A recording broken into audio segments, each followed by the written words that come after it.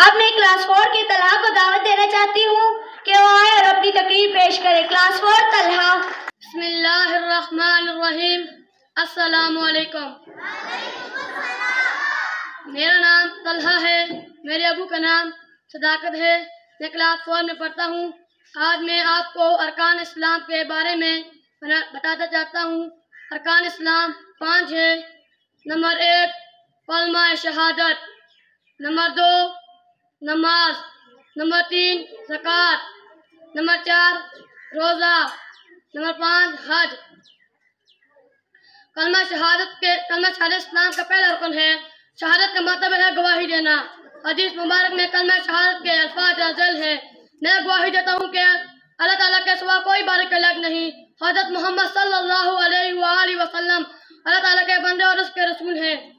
Number 2 نماز. نماز دین کا ستون ہے. نماز مومن کا معراج ہے. نماز جنت کی کنجی ہے.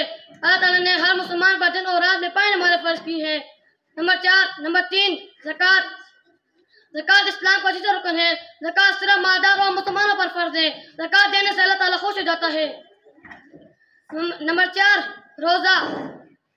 اللہ تعالیٰ اسلام کا چوتھا رکن روزہ ہے. اللہ تعالیٰ نے مسلمانوں پر رمضان کے مہینے کے روزے فرض کیے گئے ہیں. نمبر 5 حج. اللہ تعالیٰ نے اسلام کا چوتھا رکن حج ہے.